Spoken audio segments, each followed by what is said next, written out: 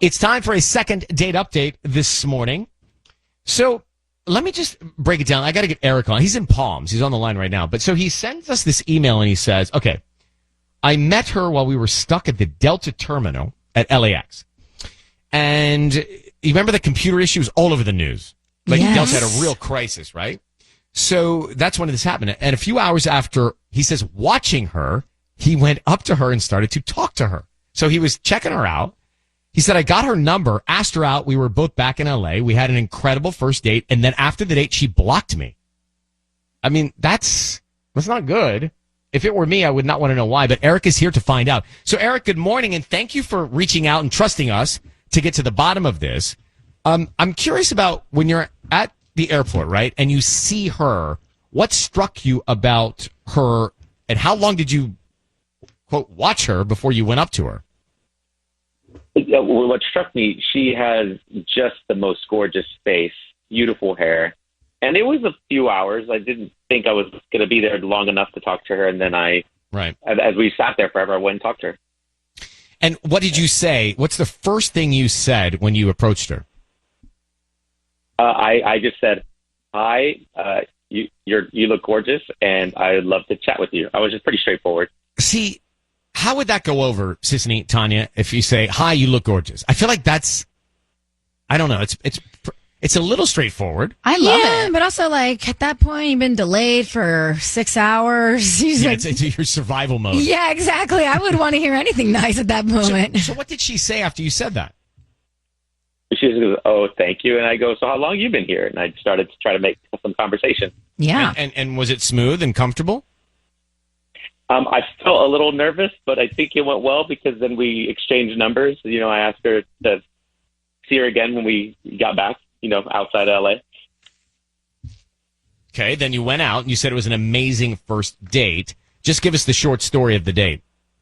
Yeah, short story. It was super hot.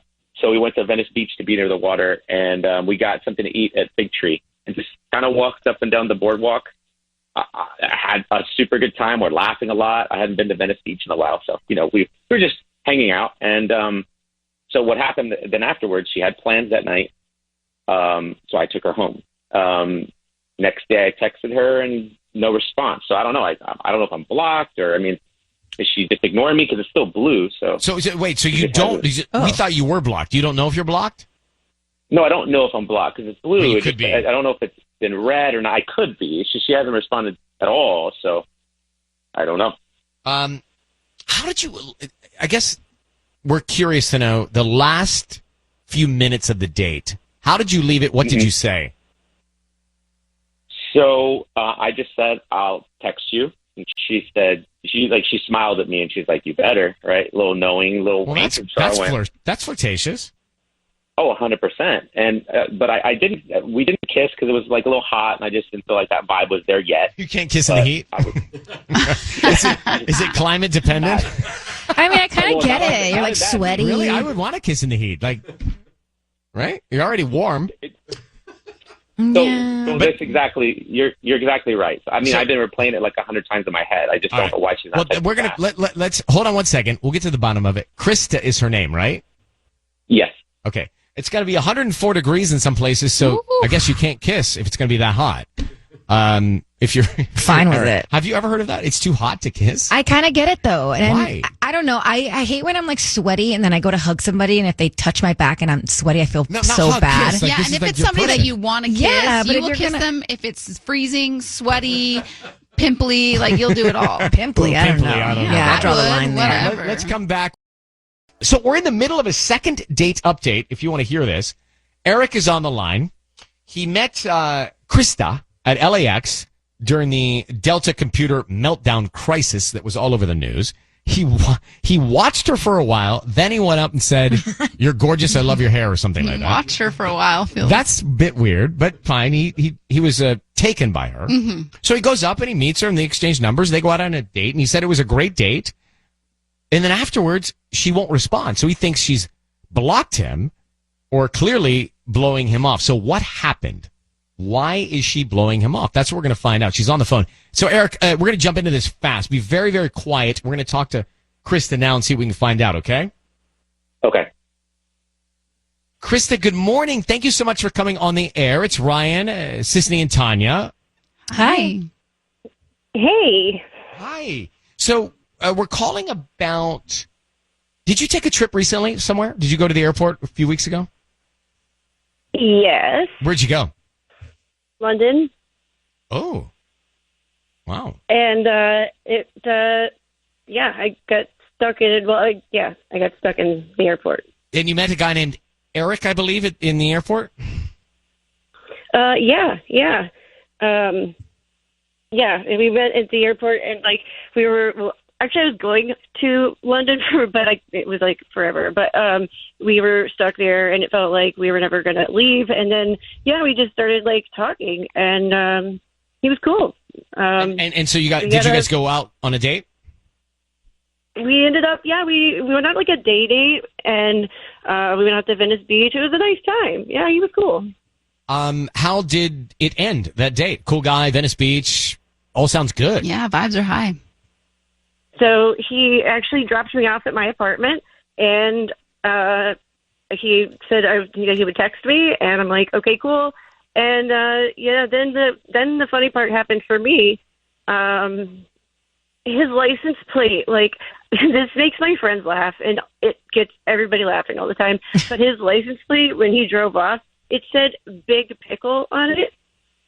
Big Pickle? And I just died. Wait, his license plate. How can you fit Big Pickle on a license plate? Well, was it PKL PKL? or something? Yeah, not like the full. What, I need every letter. What was it? Mark. Why you want one too? Well, I just, how do you, I is it didn't take a BIGPIK? You could do BIGPKLE. It was definitely Big Pickle. It was, I don't know, maybe. And so, all right, so either way. Yeah, go ahead. Either way, you didn't like it? I mean, no, I don't like it. I don't want to do this Big Pickle. It really does make you laugh. Krista, I'm got at the risk of a lot of things happening the wrong way here. I'm going to tell you that Eric is on the phone listening to this. I must bring in the pickle now. Eric, are you? Is this true? Do you have a license plate, a vanity tag that says Big Pickle? Big baseball fan. No, I do, but it's not what you think it is. It literally is just a silly nickname.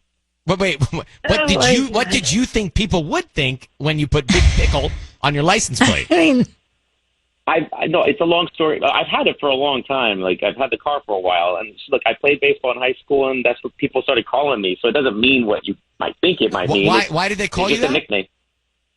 The Big Pickle, because I was just awesome. I hit home runs. It was just a funny little thing. I don't know why.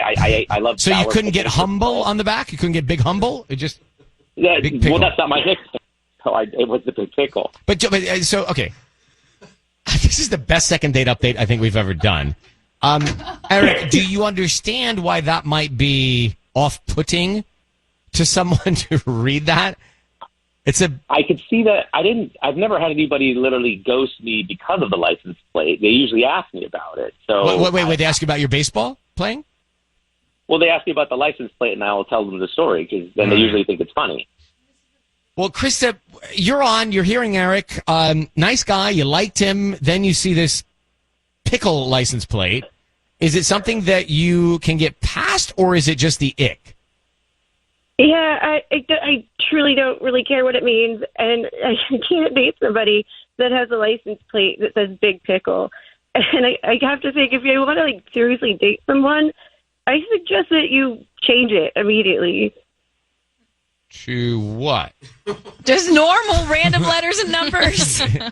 Big Bill? Yeah. No, just FLYTPQR or whatever.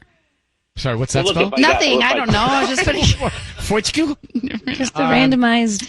So, Eric, I think this is actually great because you need someone like Krista to tell you that is a little embarrassing to have Big Pickle on your license plate. But also, Eric, you are going to find the right girl that might find it funny and hysterical, and who cares? I don't know. Well, Tanya, I mean, if I took it off, would she be willing to go on a date with me again? Krista, if he went with no tags, illegal, would you want to go out with him? Uber? No, absolutely not. It's the ick. All right. Well, Yeah. I think mission accomplished here, Eric. You know what to do. And Krista, thank you for your honesty. Oh, yeah. I mean, hey, do whatever you want. Like, I'm just saying, it's not really going to attract a lot of women, I don't think. I can't comment, but I thank you so much, you two, and good luck. Second date update there. I mean, you put that on your license tag, you're asking for either trouble or you better pay it off. Right. Or a conversation starter. Right, but what if it's too many questions. Anyway. I can't. Don't even go there. That's okay if it is, too. You should just put Vlasic car on the back.